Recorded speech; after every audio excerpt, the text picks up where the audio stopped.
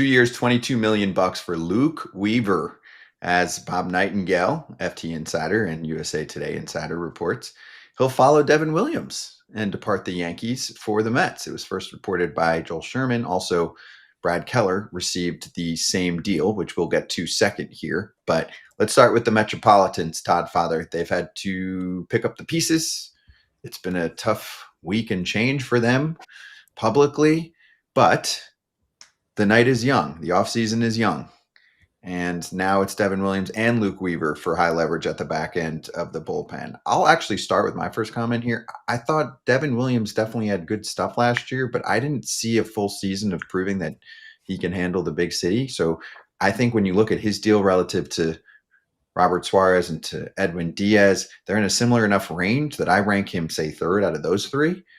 On the opposite end of the spectrum, I think Luke Weaver at 2 years, $22 million is a steal for the Mets. I think he could end up being the better reliever and the ninth inning guy for the Metropolitans. So I really like this deal for them. Yeah. Yeah, I agree totally. I do. He gave up some big hits, but ultimately the guy's been very consistent.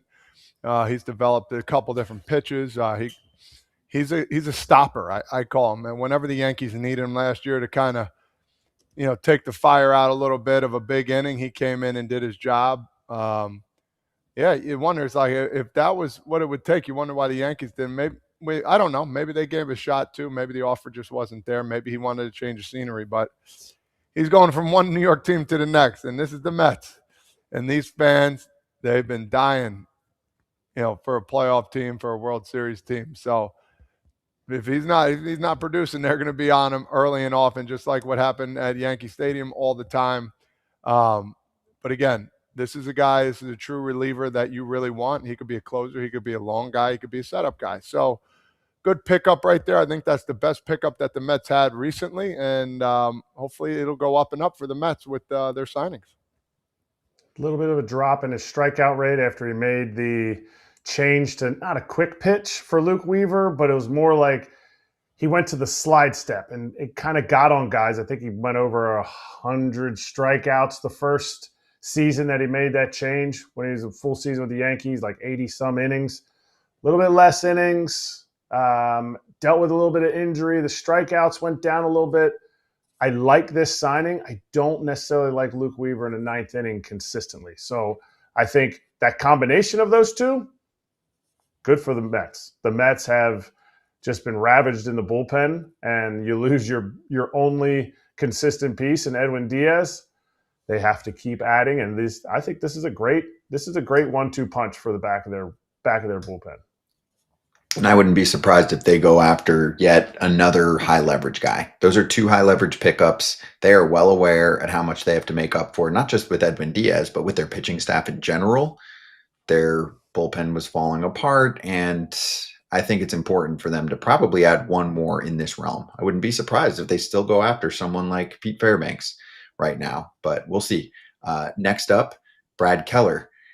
Kratz, 2 years, wait for it, $22 million. And they signed minutes apart. He goes to the Phillies. Your thoughts on how this helps the Phils? Brad Keller really emerged. I mean, you look at Weaver to make the comp. Weaver's breakout season was 24. He still was solid in 25. Brad Keller's breakout season was just now. Very similar in the sense they're both starters. That's what relievers are, failed starters. But I think Brad Keller's just sheer size, and you look at that and you're like, okay, can he sustain it? You'd think he could sustain it. Luke Weaver's stayed healthy for the most part. That's really going to be the biggest thing with Brad Keller, because he has definitely settled into this relieving role. My fear is he only did it for 1 year. So I hope you look at all the metrics, because he was a non-roster invite last year to the Cubs, like non-roster, not a big league invite, and became a huge piece of that bullpen. Can he sustain it? If it was 3 years, I'd be like, I don't like this. 2 years, I'll be interested to see what Pete Fairbanks ends up getting, because I thought he was like a 2 year, $22 million kind of guy too. So it'll be interesting. Yeah, and ultimately, this is great. Non-roster guy, all of a sudden, now he's a big piece. It goes to show you that you keep working your butt off, you keep working your tail off, good things will happen. and he had an opportunity, he took with it. And now to make $22 million in 2 years, he's got to be sitting back happy as a clam. Got holidays coming up, and he's going to go out there and help a team try and strive to get back to the playoffs and, win. So we'll see. We'll see what happens. Yeah, he was dynamite with the results this Yes. year.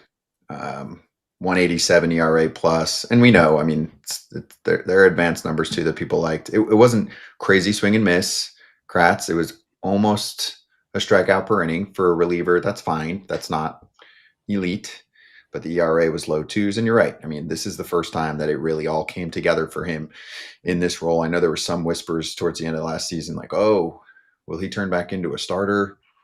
Oh no. I mean, I would want to ride this out a little bit and see what it looks like. And guess what? Not going to happen for him. There's not going to be that question mark in Philly. They have plenty of starting pitching talent. It would take a lot for the Phillies to fall apart and need someone like this to transition to that role.